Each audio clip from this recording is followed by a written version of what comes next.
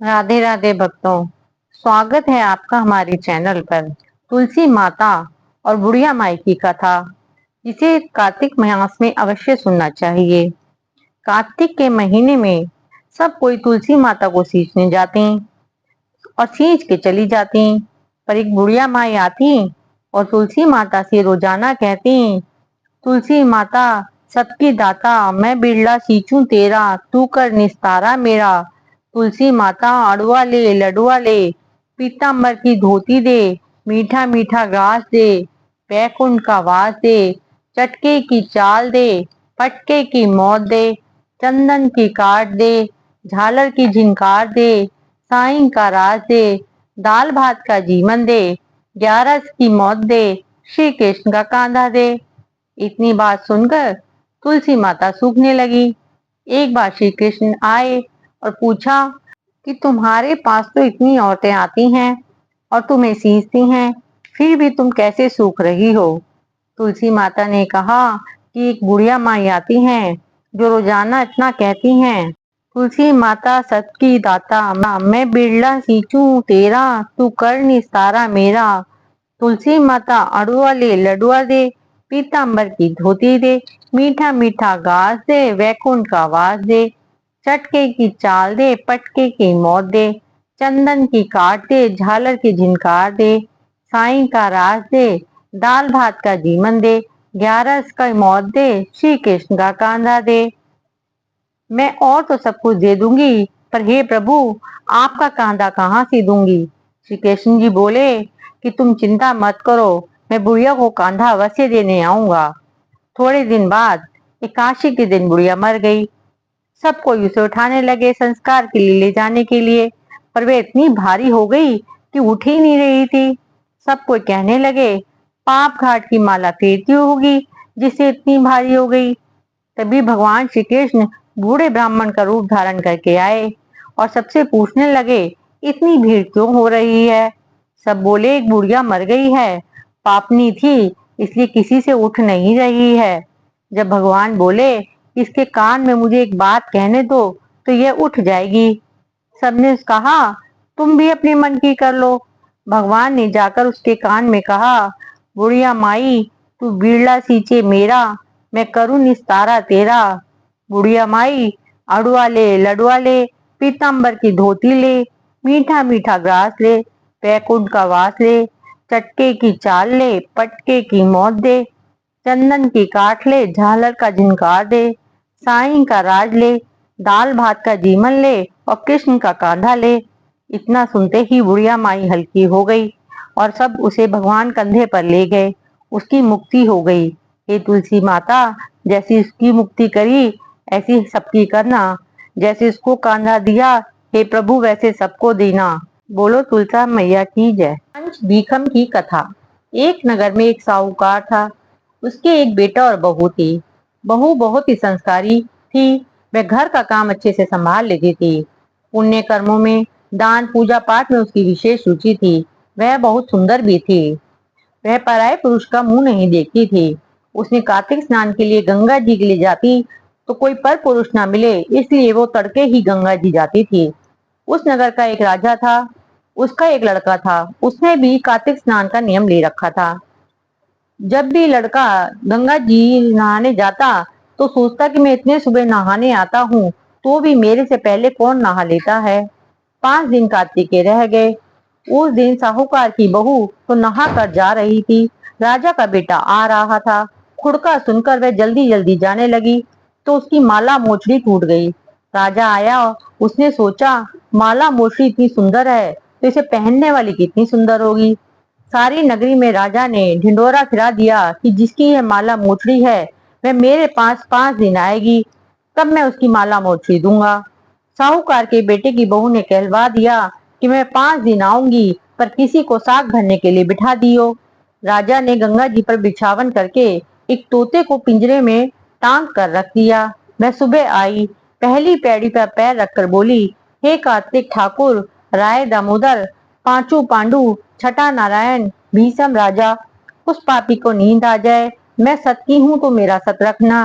राजा को नींद आ गई और वह नहा धोकर जाने लगी तो तोता, जिसे सुआ भी बोलते हैं, उससे बोली कि सुआ सुआ सूटा गल घालूंगी, हार साक भरिए मेरा वीरा।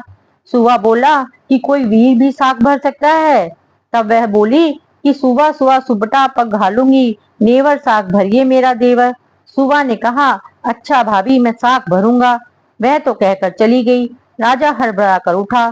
सुबह से पूछा कि सुबह सुबह वह आई थी और कैसी थी।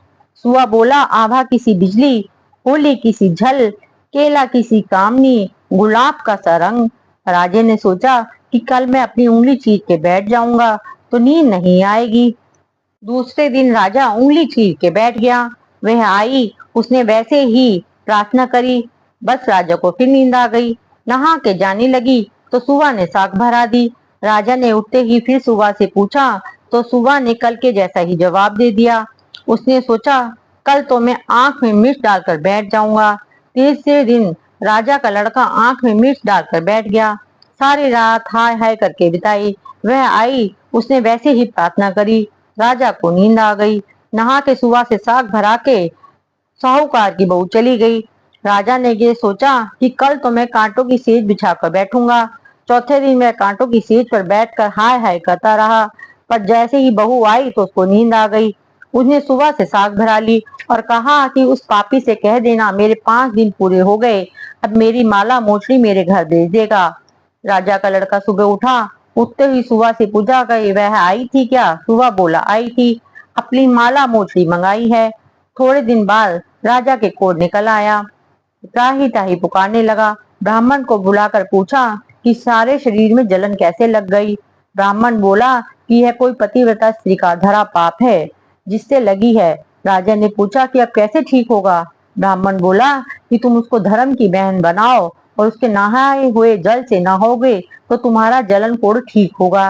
राजा माला मोचड़ी लेकर उसके घर गया और साहूकार से बोला कि तेरी बहू गंगा पर भूल आई थी, उसे यह दे दो और कह देना कि अपने नहाए हुए जल से मुझे नहला दे। साहूकार बोला कि वह तो पराये मुंह पुरुष का मुंह भी नहीं देखती, तू इस नाली के नीचे बैठ जा, वह नहाएगी तो तेरे ऊपर पानी पड़ जाएगा। राजा नाली के नीचे बैठ गया। वह नहाया। जल गिरने से उसकी काया कंचन सी हो गई। हे पंचभूत देवता, जैसे साहूकार की बहू की इज्जत रखा ऐसा सबका रखियो। कहते सुनते को हुंकारा वाला भरने वाले को हमारे सारे परिवार की लाज रखियो। इल्ली और घुन की कथा। एक बार एक इल्ली थी, एक घुन था। इल्ली बोली, हाँ घुन, दोनों कार्तिक नहाए। घुन बोला, तू तो गिरी छुआरे में पड़ी रहती है, तो तेरे में तो ताकत है, तू ही नहा ले। मैं तो मोठ बाजरे में पड़ा रहता हूँ, मैं तो ना नहाऊं।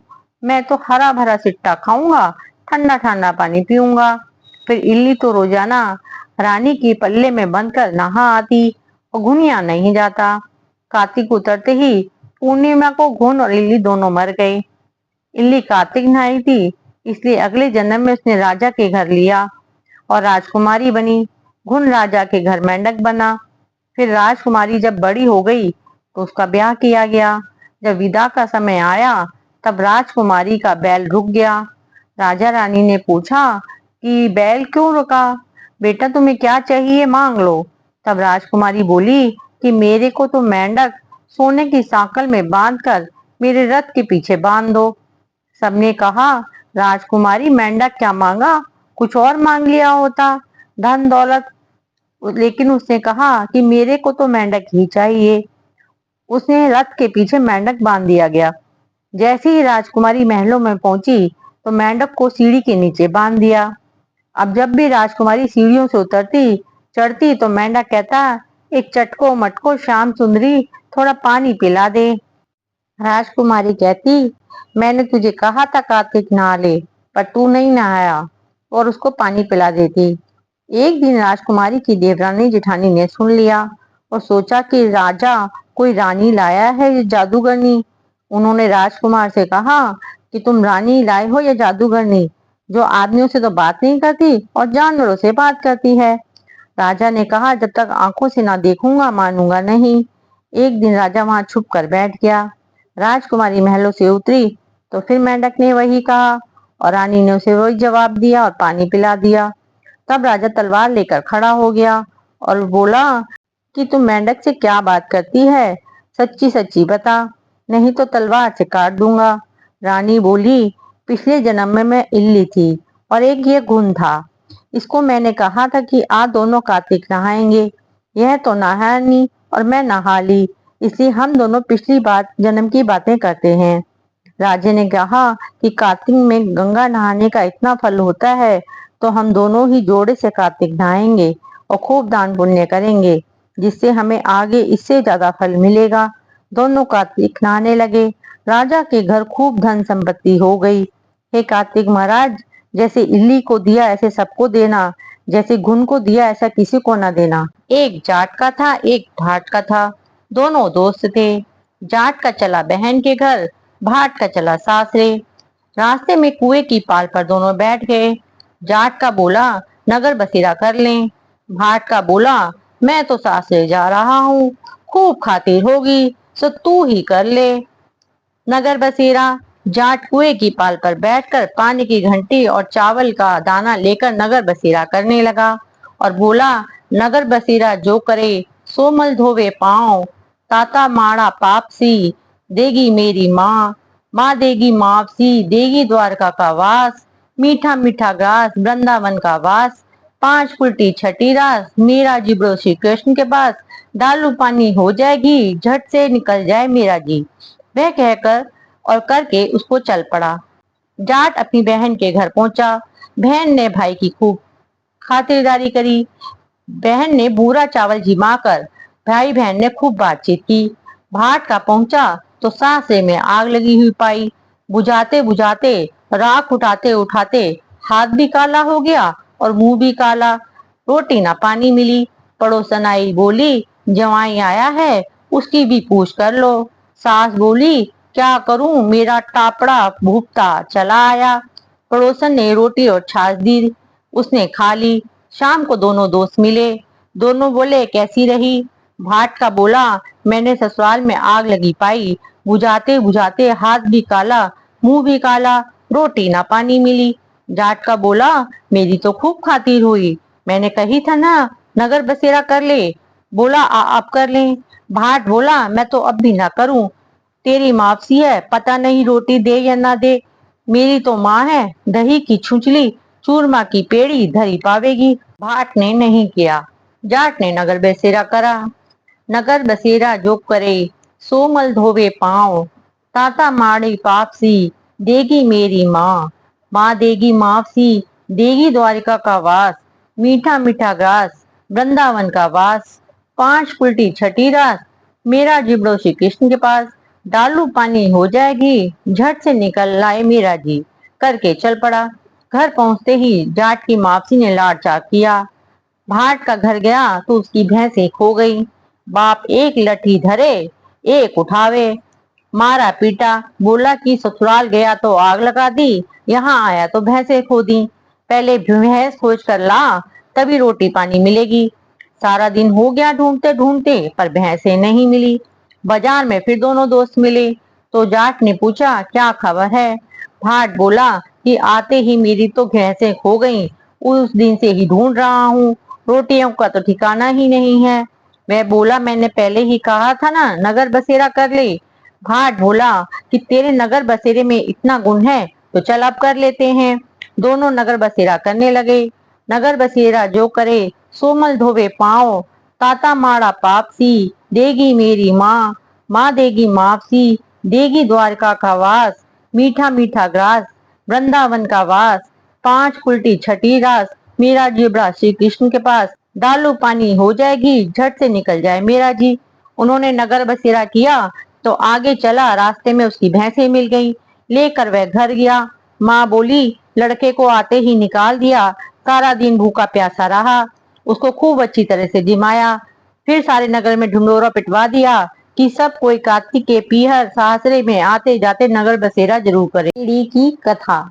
एक बुढ़िया कार्तिक का व्रत करती थी तो उसको भगवान श्री कृष्ण खिचड़ी का कटोरा रख जाते और बुढ़िया व्रत खोल लेती। पड़ोस ने देखकर जलती थी कि इसका कोई नहीं, फिर भी खिचड़ी इसको खाने के लिए मिल जाती है। एक दिन बुढ़िया कार्तिक नहाने गंगा जी गई थी। भगवान आए और खिचड़ी का बेला मकान में रख गए। पड़ोसन ने खिचड़ी का बेला उठाकर मकान के पिछवाड़े में फेंक दिया। बुढ़िया आई तो खिचड़ी का बेला देखा तो कहीं मिला नहीं। वह भूखी रही और कहने लगी कि कहाँ गई मेरी खिचड़ी, कहाँ गया मेरा बेला। पिछवाड़े में उस खिचड़ी के 2 फूल बनकर उग गए। एक दिन राजा शिकार खेलने गए तो बुढ़िया के घर के बाहर से जा रहे थे। उनको वह फूल दिखाई दिए। राजा फूल तोड़कर ले गए। रानी ने फूल देखकर सूंघे तो रानी को गर्भ रह गया। राजा रानी की कोई संतान नहीं थी। फल सूंघने से रानी के 2 लड़के पैदा हुए।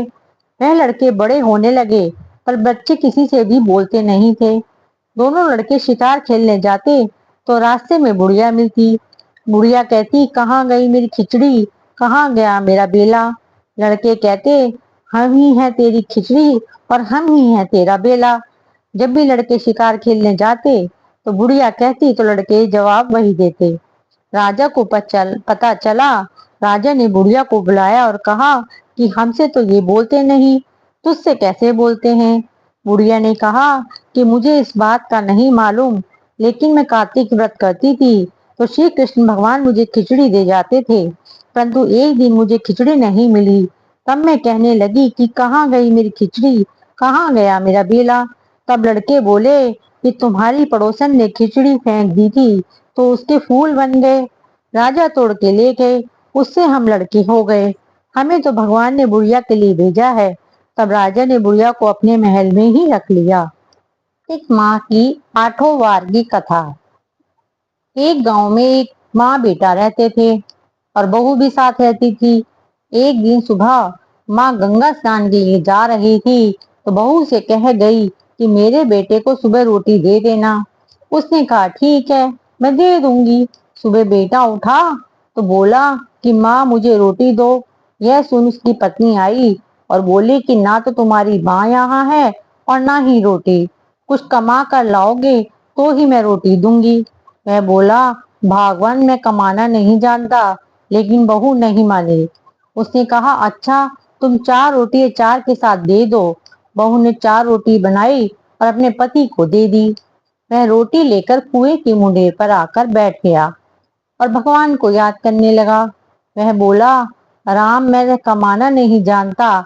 भगवान उसकी बात सुन ब्राह्मण का वेश बनाकर आए और कहने लगे कि तुम इतने उदास क्यों बैठे हो। वह बोला, मेरी पत्नी ने कहा है कि जब तुम कमाना जानोगे और कमा कर लाओगे तभी रोटी मिलेगी, लेकिन मैं तो कमाना नहीं जानता। भगवान बोले कि मैं भी कमाना नहीं जानता हूँ, लेकिन मैं 8 वारों के नाम जानता हूँ, इससे तुम्हारे घर में अटूट भंडार भर जाएंगे। भगवान बोले कि तुम चावल के दाने ले लेना और पानी की घंटी लेना। जो बर्तन ढके हुए हैं उनको मुंह खोल देना। जो घर के बर्तन उल्टे पड़े हैं उन्हें सीधा कर देना। भगवान के रूप में ब्राह्मण ने कथा कही और उसने सुनी। रविवार, सोमवार, मंगलवार, बुधवार, बृहस्पतिवार, शुक्रवार, शनिवार 8 वारों का आसरा भरियो, पीहर सासरा भरियो। इसके बाद उसके घर में अटूट भंडार भर गए। घर पहुंचा तो उसकी पत्नी ने पूछा कि क्या लाए हो। उसने कहा कि 8 वारों का नाम लाया हूँ। पत्नी ने सोचा चलो कुछ तो लाए हो। पति फिर बोला कि चावल के दाने और पानी की घंटी ला। जो औंधे मुंह पड़े हैं उन्हें सीधा कर, जो ढके हैं उनका मुंह खोल दे। पति ने कही, पत्नी ने सुनी। रविवार, सोमवार, मंगलवार, बुधवार, बृहस्पतिवार, शुक्रवार, शनिवार 8 वारों का आसरा भरियो पीहर सासरा और अटूट भंडार होते चले गए। दिन उसने अपनी पत्नी से कहा कि मैं बेटी से मिलने जा रहा हूँ। फटे से कपड़े पहन बेटी के यहाँ गया तो बच्चे बोले कि नाना आए हैं, नाना आए हैं। बेटी बोली कि नाना क्या लाए हैं, 2 दिन की मुफ्त रोटियां तोड़ने आए हैं। बेचारा सोचने लगा कि गरीबी सब कहलवा देती है मुझसे। पिता ने बेटी से कहा कि बेटी मेरी 8 वार की कहानी सुन ले। बेटी ने जवाब दिया, पिताजी अभी तो मेरा मुंह झूठा है, और पिता भूखा ही सो गया। अगले दिन बेटी को पिता पर तरस आता है तो कहती है, पिताजी आप अपनी कहानी सुनाओ। पिता बोला कि चावल के दाने ला, पानी की घंटी ला, जो औंधे मुंह पड़े हैं उन्हें सीधा कर, जो ढके हैं उनका मुंह खोल दे। पिता ने कही। बेटी ने सुनी। रविवार, सोमवार, मंगलवार, बुधवार, बृहस्पतिवार, शुक्रवार, शनिवार, 8 वारों का आसरा, भरियो पीहर सासरा और अटूट भंडार होते चले गए। बेटी टोकरे भर भर के बांटने लगी। बेटी की पड़ोसियों ने जब सुना कि तुम तो कहती थी कि तुम्हारा बाप कुछ नहीं लाया, तो ये इतना सामान तुम कहाँ बांट रही हो, ये कहाँ से आया? बेटी ने जवाब दिया कि मेरे पिता तो खाली हाथ ही आए थे, ये तो 8 वारों की कहानी का फल है। पड़ोसन बोली कि अपने पिता को कहो कि हमें भी 8 वार की कहानी सुना दे। पिता ने कहा कि आज तो मेरा मुंह झूठा हो गया है, लेकिन कल मैं कहानी सुना दूंगा। उसके पिता ने बेटी की पड़ोसियों को भी 8 वारों की कहानी सुनाई, जिससे उनके घर में अटूट भंडार हो गए।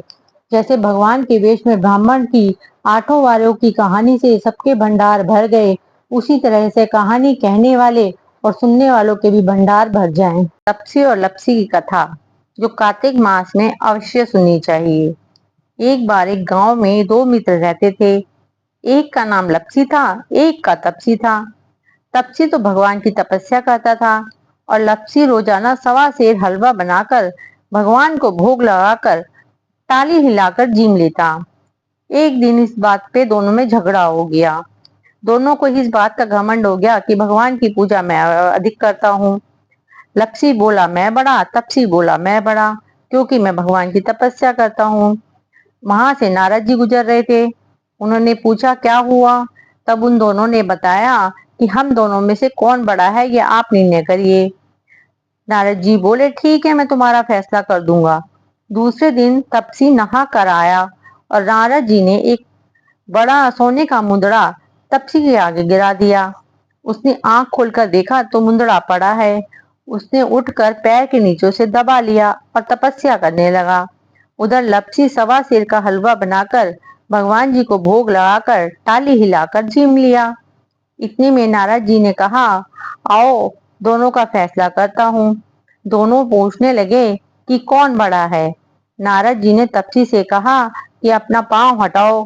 पांव हटाते ही मुंदड़ा निकला।